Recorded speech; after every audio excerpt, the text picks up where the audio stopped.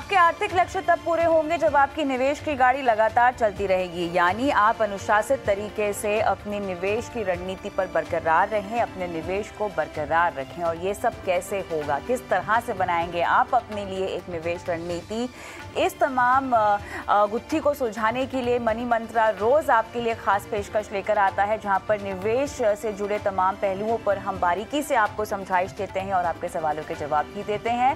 नमस्कार, मैं हूं आपके साथ कविता थपलियाल और शुरुआत करते हैं शो की। बताते हैं आपको क्या है आज ऑन द शो। हर बड़े सितारों का आ रहा है एनएफटी, लेकिन क्या आपका भी होगा एनएफटी में फायदा? जानेंगे आज मनी मंत्रा से।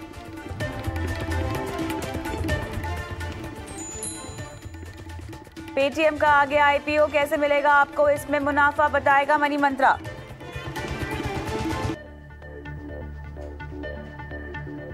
और यूलिप प्लान से क्यों निवेश ना करें और कौन सा पहला आपका निवेश होना चाहिए, किस उम्र में आपको अपना पहला निवेश करना चाहिए, मनी मंत्रा पर आपके सवालों के जवाब।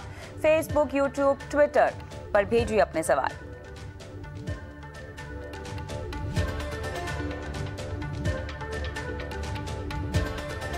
लेकिन चलिए शो की शुरुआत करें, उससे पहले आपको मिलवाते हैं हमारे आज के मेहमानों से। आज हमारे साथ जुड़ रहे हैं मनी एडू स्कूल के फाउंडर अर्नव पंड्या और साथ ही mymoneymantra.com के फाउंडर और एमडी राज खोसला। आप दोनों का इस खास पेशकश में स्वागत है। और शो की शुरुआत एक बेहद खास निवेश विकल्प के साथ। बॉलीवुड पर छाया हुआ है एनएफटी का क्रेज। जी हाँ, दबंग स्टार सलमान खान से लेकर सदी के महानायक अमिताभ बच्चन, तलाइवा रजनीकांत और अब सनी लियोनी भी सब एनएफटी में दिलचस्पी दिखा रहे हैं। आखिर एनएफटी क्या है और इसका बॉलीवुड कनेक्शन क्या है, पहले हम आपको ये बता देते हैं। तो अगर हम देखें तो सलमान खान ने बॉलीकॉइन के साथ अपना एनएफटी का करार किया है। इसी के साथ साथ आपको बता दें कि देश का पहला क्रिप्टो टोकन कारी के नाम से, जो कि चिंगारी के साथ सलमान खान ने लॉन्च किया है, ये अपने आप में काफ़ी सुर्खियां ऑलरेडी बटोर चुका है। आगे अगर हम बढ़े तो हमारे सदी के महानायक अमिताभ बच्चन ने हाल ही में अपना एनएफटी कलेक्शन जो है इसका ऑक्शन किया है। हम सब जानते हैं 1 मिलियन से ज़्यादा की बोली लगी है केवल एक दिन में। मधुशाला जो कि अमिताभ बच्चन की आवाज़ में रिकॉर्ड की गई है, इस एनएफटी के द्वारा बेची गई है। लोगों ने जो भी एनएफटी की बोलियां लगाई हैं, जो खरीदा है, उन सबको मधुशाला इनकी आवाज़ में सुनने को मिलेगी। डिजिटल फॉर्मेट में इसको रखा गया है, कैसे आपको आगे बताएंगे। इसके अलावा फिल्मी करियर से जुड़े यादगार पल भी है अमिताभ बच्चन के एनएफटी में। और सनी लियोनी जो कि मिसफिट्स के नाम से अपना कलेक्शन ला चुकी हैं एनएफटी। आपको बता दें 9600 एनएफटी यूनिक इथेरियम ब्लॉकचेन के जरिए इसमें डाले गए हैं। इसके अलावा ऐसे कई सारे सेलिब्रिटीज़ हैं, हॉलीवुड के, बॉलीवुड के और एंटरटेनमेंट की दुनिया के बड़े नाम, भले ही वो यूट्यूब स्टार अमित बदाना हो, रैपर रफ्तार हो, मिक्का सिंह हो, द ग्रेट खली हो, ये सब एनएफटी मार्केट प्लेस प्लेटफॉर्म से जुड़े हुए हैं और अपने अपने एनएफटी बाजार में ला चुके हैं। यहां तक कि क्रिकेटर्स की अगर हम बात करें तो दिनेश कार्तिक, ट्विटर के सीईओ जैक डॉर्सी ने अपना पहला एनएफटी जब बेचा था, $2.9 मिलियन का उनको रिस्पांस मिला है। तो एनएफटी हम देख सकते हैं कि सेलिब्रिटीज में तो क्रेज है ही, लेकिन उससे भी ज्यादा क्रेज है लोगों में जो इसे खरीद रहे हैं। किस तरह के लोग इसे खरीद रहे हैं? क्या आपको भी एनएफटी खरीदना चाहिए? क्या इस तरह के कलेक्टिबल्स जो आप एनएफटी के जरिए इकट्ठा करते हैं, क्या एक लॉन्ग टर्म निवेश रणनीति का हिस्सा हो सकते हैं? इसी तमाम पहलुओं पर हम बात करेंगे हमारे मेहमानों से। बारीकी में आज समझेंगे कि एनएफटी क्या आपके इन्वेस्टमेंट पोर्टफोलियो का हिस्सा होना चाहिए। अर्नव जी, आसान भाषा में मुझे समझना है, एनएफटी का मतलब क्या है? एनएफटी को अगर हम उसका पूरा फुल फॉर्म देखें तो वो है नॉन फंजिबल टोकन्स। अब नॉन फंजिबल यानी कि समथिंग विच इज यूनिक, यानी कि उसे रेप्लिकेट नहीं किया जा सकता। और टोकन जो होता है वो आपको एक डिजिटल फॉर्म में ये सभी चीजें होती है जो रेप्लिकेट नहीं हो सकती। तो आसान भाषा में अगर हम समझना चाहे तो एनएफटी जो होता है वो एक यूनिक चीज होती है जो डिजिटल फॉर्म में है। तो डिजिटल फॉर्म में जब आप बात करते हो तब वो एक फोटो हो सकता है, वो एक गाना हो सकता है, वो एक कविता हो सकती है, वो एक इवन पिक्चर हो सकता है। तो ये सभी चीजें जो है, म्यूजिक हो सकता है। तो ये अलग अलग प्रकार के फॉर्म्स है जो डिजिटल फॉर्म में है और एक यूनिक आइडेंटिटी धराते हैं, उसे हम एनएफटी कहते हैं।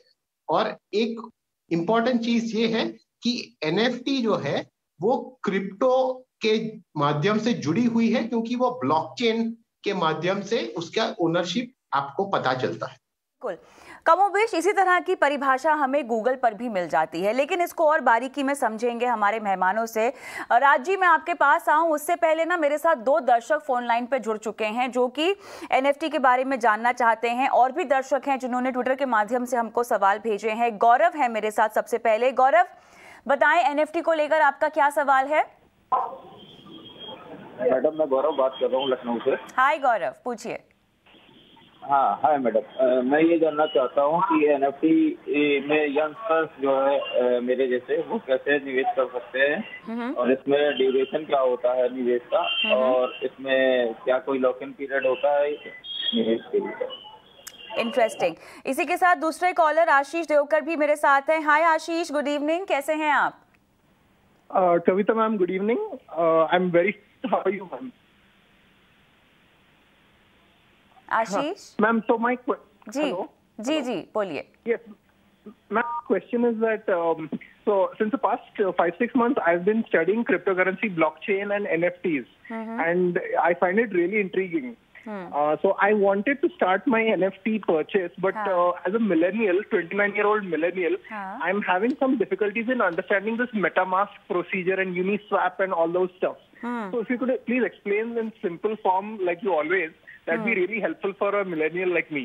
बिल्कुल आशीष, गौरव और आशीष के सवाल को तो हम लेंगे ही। क्षितिज जो एक दर्शक है हमारे, उन्होंने भी सवाल पूछा है कि एनएफटी में कैसे निवेश करते हैं। तो राजी, देखा जैसा कि आपने यहाँ पर तो खैर 2 मिलेनियल्स ने अपने सवाल पूछे हैं, लेकिन मेरे ख्याल से एनएफटी अब एक ऐसा जरिया बन रहा है जहाँ पर यंगस्टर्स की अगर आप बात करें, मिलेनियल्स की बात करें या उम्र दराज के लोगों की बात करें, सभी का इंटरेस्ट इसकी ओर बढ़ रहा है। अर्नव जी ने काफ़ी हद तक समझा दिया आसान भाषा में कि डिजिटली आपको कैसे एनएफटी जो कि एक क्रिप्टो का ही एक और रूप है देखने को मिलता है एनएफटी के जरिए। लेकिन मुझे बताएं कि निवेश का ये जरिया कैसा है? तमाम तरह की चीजें आपको एनएफटी में डिजिटल फॉर्मेट में मिल जाएंगी, जैसे कि अमिताभ बच्चन ने जो अपना एनएफटी लाया, उस पर मधुशाला उनकी कविताएं थी, उनकी फोटोग्राफ्स थी। आगे चलते हुए और भी इस पे एक्सपेरिमेंट किया जाएगा। हॉलीवुड में सेलिब्रिटीज ने कई तरह के एक्सपेरिमेंट किए हुए हैं। मुझे बताएं लेकिन ये इन्वेस्टमेंट विकल्प के तौर पे आप इसको कैसे देखते हैं? देखिए जी, पहली बात तो ये है कि ये इंडिया में इस चीज की, मैं थोड़ा सा कॉशन पहले देना चाहूंगा कि इसकी कोई रेगुलेटरी फ्रेमवर्क नहीं है। ये जो बेचना, जैसे अगर आप बोले फंजिबल एसेट जो है, it can be a normal fungible asset can be interchanged, मतलब 100 रुपए के नोट से या तो आप कुछ खरीद सकते हैं या 10-10 रुपए के नोट में बदल सकते हैं। पर जो एनएफटी होता है वो इंटरचेंजेबल नहीं है, क्योंकि अब जस्ट जैसे हमारे पहले गेस्ट ने बोला, ये यूनिक प्रॉपर्टीज होती हैं उसकी। आपने भी मेंशन किया कि जैसे जो ट्विटर के फाउंडर थे जैक डॉर्सी, उन्होंने $2.9 मिलियन में बेचा। उसके बाद एक चार्ली बिटमी करके था, उसको 500,000 पाउंड का की सेल हुई उसकी, जिसपे कि it was a baby biting the finger, मतलब अपने भाई की छोटी उंगली को काटने का वो वीडियो बनाया। सो ये ओरिजिनल आइटम है ना। इसको जो जहां तक रहता है कि how to trade and what to do, पहली चीज तो ये है कि it can be only traded in crypto currencies और क्रिप्टो एक्सचेंज पे होगा।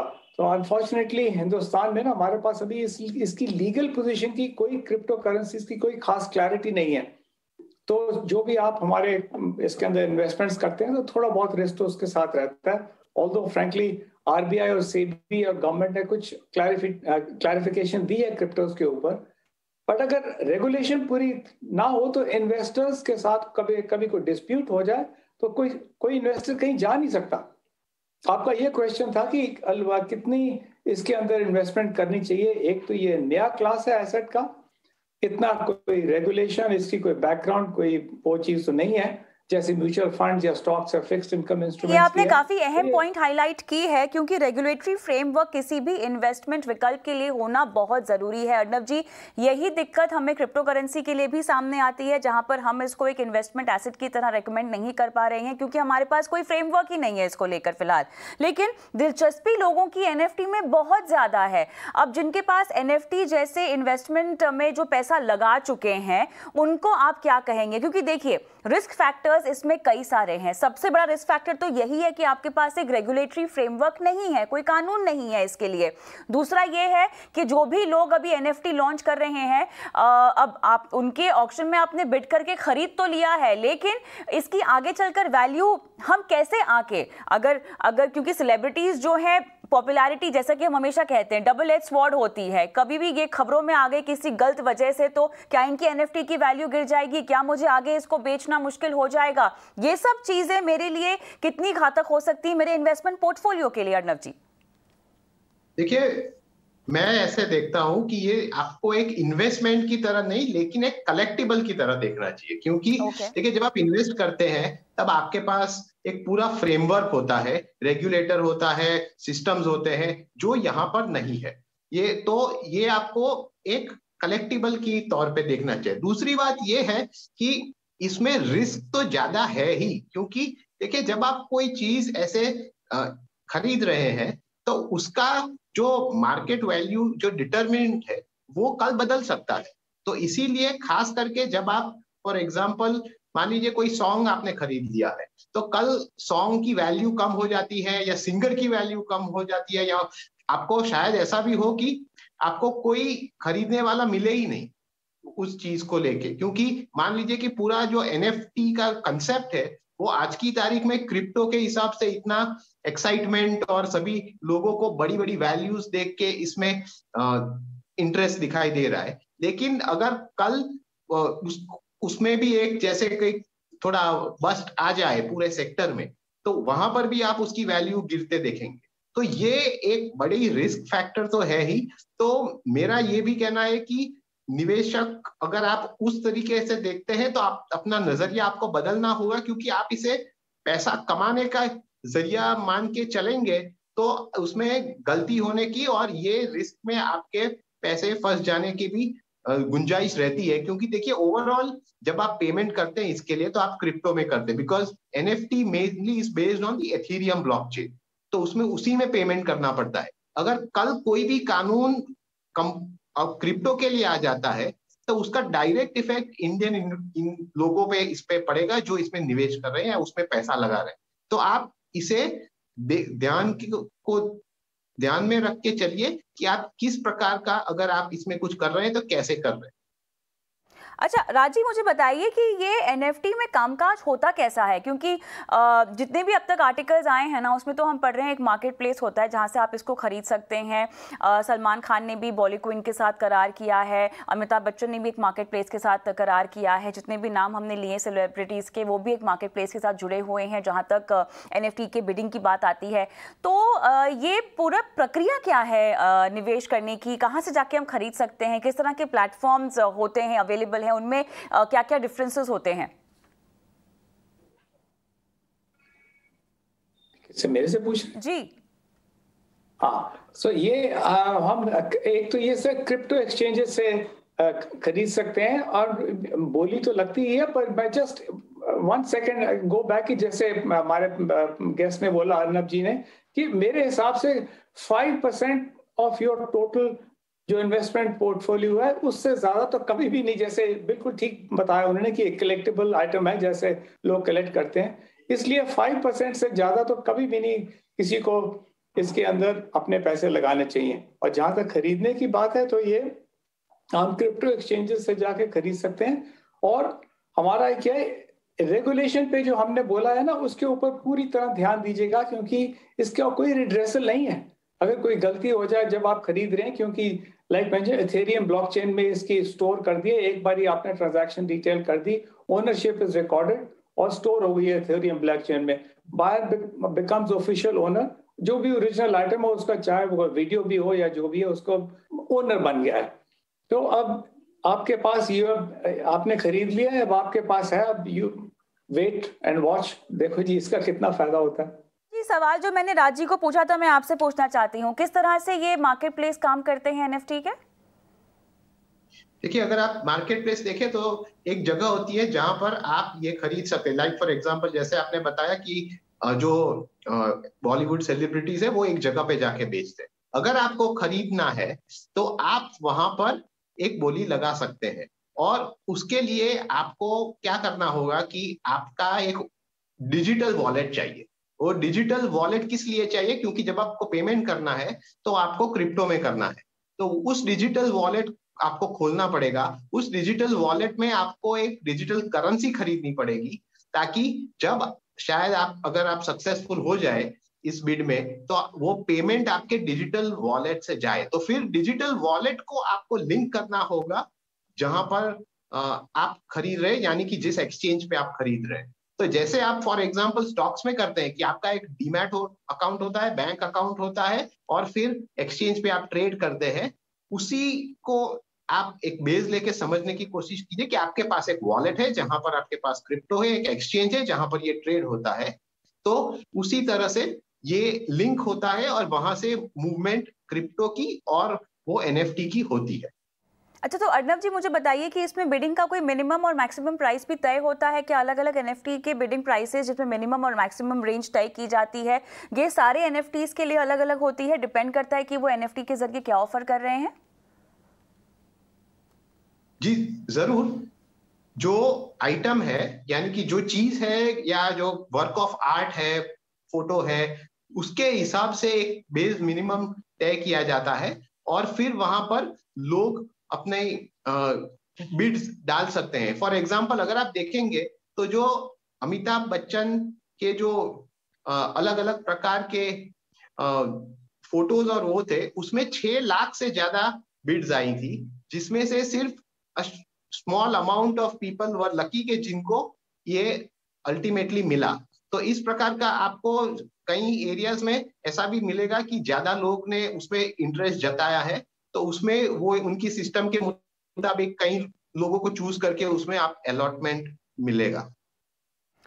ऑलराइट, तो कुल मिला के जैसा कि आपने अभी तक समझा है, एनएफटीज को कलेक्टिबल के तौर पे आप इकट्ठा कर सकते हैं। इसको एक इन्वेस्टमेंट के रूप में आपको नहीं देखना चाहिए। हालांकि बहुत सारे लोग एनएफटी में दिलचस्पी दिखा तो रहे हैं, लेकिन हाँ, इसको आप अपने फेवरेट सेलिब्रिटीज़ के कलेक्टिबल्स के रूप में खरीदें तो बेहतर होगा। फाइनेंशियल पोर्टफोलियो में फ़िलहाल इसको शामिल करने की जगह नहीं है। आगे बढ़ते हैं, पेटीएम के आईपीओ की बात करते हैं। पेटीएम का आईपीओ ऐसे वक्त पर आ रहा है जब स्टार्टअप आईपीओ को लेकर पूरे फ्रेंजी में अगर हम देखें तो एक फटीग सा दिखाई दे रहा है, और पिछले कुछ हफ्तों के मुकाबले अगर हम देखें तो खासतौर से फिनटेक्स में जो आईपीओ आ रहे हैं उनमें थोड़ा धीमापन भी दिखाई दे रहा है। लेकिन 18,300 करोड़ के साथ पेटीएम के आईपीओ को ज़बरदस्त रिस्पॉन्स मिलने की भी उम्मीद है। राजी, पहला सवाल आपसे होगा, बताएं कितनी दिलचस्पी दिखाएं इस आईपीओ में?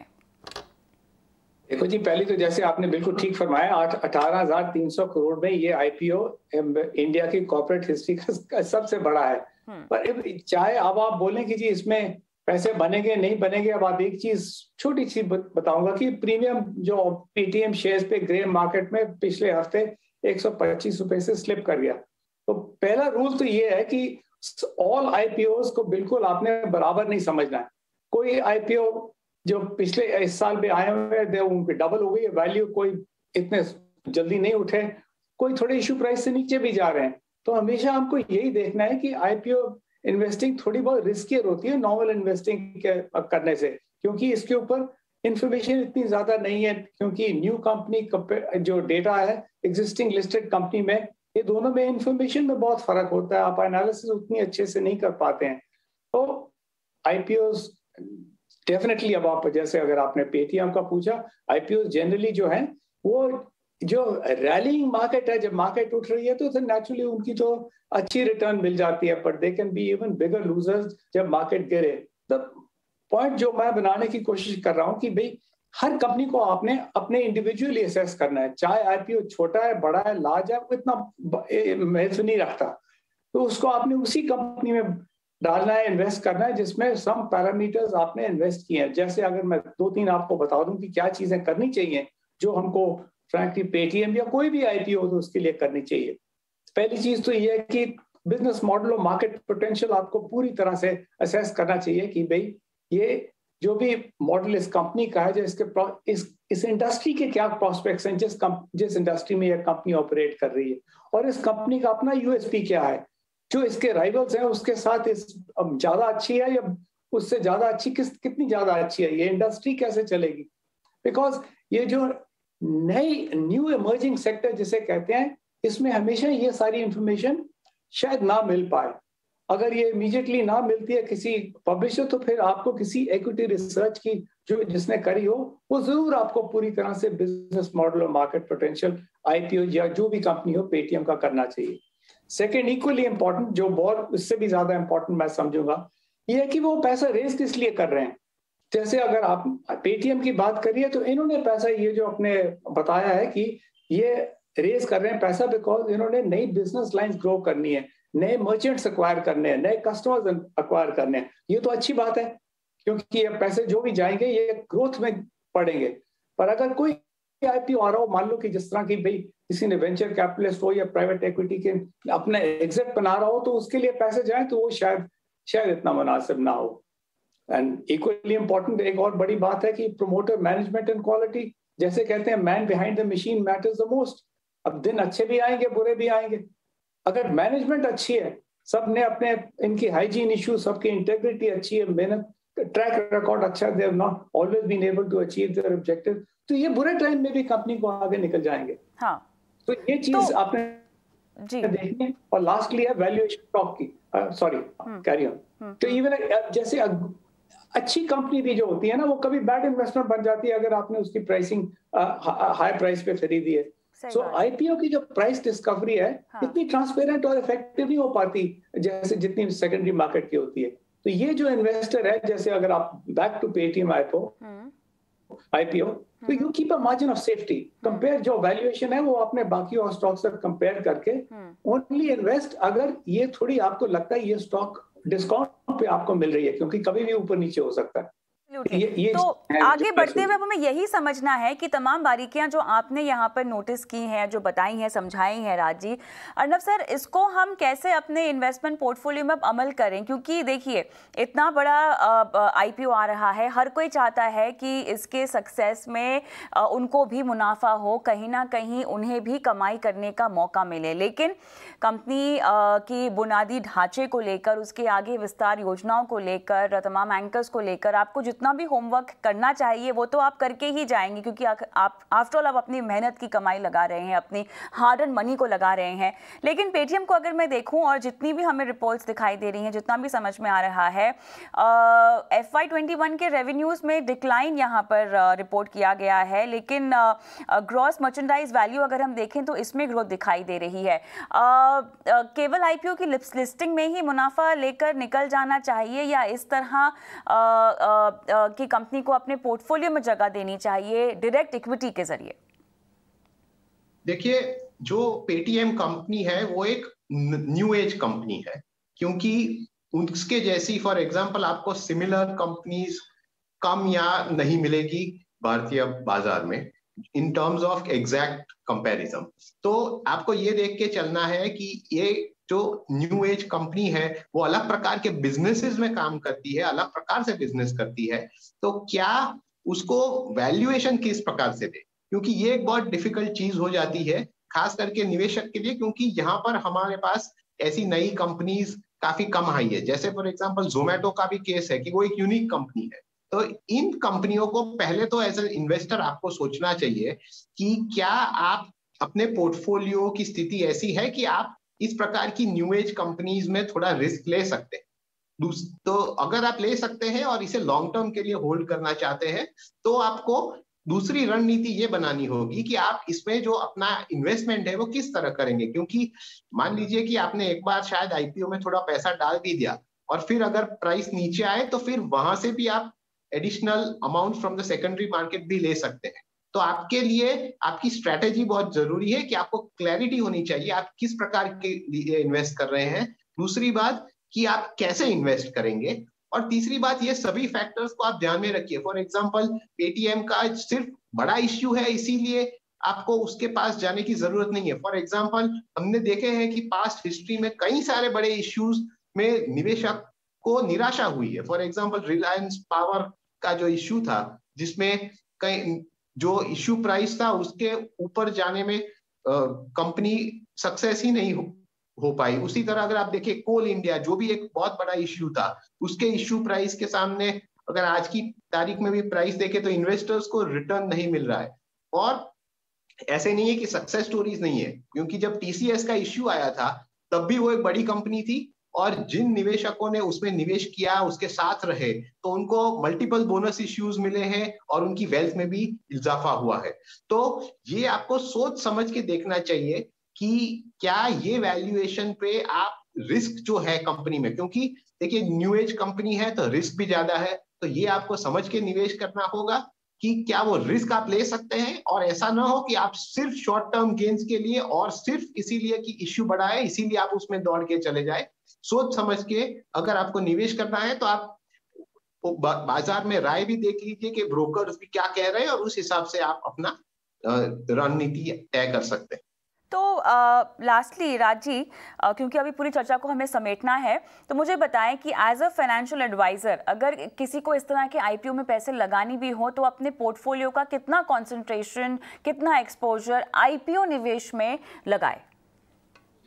देखो जी, ये तो जैसे अर्नब जी ने बताया, ये हर एक की इंडिविजुअल रिस्क कैपेसिटी है कि वो कितना एडवेंचरस है अपने पोर्टफोलियो के लिए। बट अगर बाय एंड लार्ज जनरल चीज की बात करें तो इन इन्वेस्टमेंट्स में स्पेशली जो नई न्यू एज कंपनीज हैं, मेरे हिसाब से 10 to 15% is the outer limit. इससे ज्यादा लगाने नहीं चाहिए अपने पोर्टफोलियो के। And that also to keep a long term point of view and certainly not कि शॉर्ट टर्म में कुछ हो जाएगा। उसको भी आपने डाल के और फिर छोड़ के कुछ देर देखना है, करना नहीं है इसको इमीडिएटली कुछ। और अर्नब जी मुझे ये बताएं कि किस तरह के निवेशक को इसमें हाथ डालने चाहिए? देखिए, इसमें तो सिर्फ वही निवेशक जो थोड़ा इक्विटीज को समझता है, जो इस प्रकार की टेक्नोलॉजी और कंपनीज को भी थोड़ा समझता हो और रिस्क पहचान सकते हो, उसी प्रकार के निवेशक को, और जिसके पास अपने पोर्टफोलियो में क्षमता हो थोड़ी कि वो थोड़ा लॉस हो तो वो भी बेयर कर सके और अपने ओवरऑल पोर्टफोलियो पे असर ना हो, उन्हीं निवेशक को इस प्रकार के आईपीओ की तरफ देखना चाहिए। चलिए, तो यहाँ पर मनी मंत्रा में कमाई का मंत्र, मुनाफे का मंत्र आपको कहाँ कहाँ कैसे कैसे मिल सकता है, उस पर तो हमने चर्चा कर ली है। लेकिन अब बारी आती है दर्शकों के साथ रूबरू होने की। ये हम करेंगे इस छोटे से ब्रेक के बाद। ब्रेक के बाद दर्शकों को शो में शामिल करेंगे। उनके सवालों के जवाब देने के लिए हमारे पैनलिस्ट हमारे साथ जुड़े हुए हैं। और अगर आप भी हमारा शो इस वक्त देख रहे हैं लाइव फेसबुक पर, ट्विटर पर, यूट्यूब पर, तो अपने सवाल कमेंट बॉक्स में डालिए। हम करेंगे आपकी लाइव फाइनेंशियल प्लानिंग। मिलते हैं आपको इस छोटे से ब्रेक के बाद।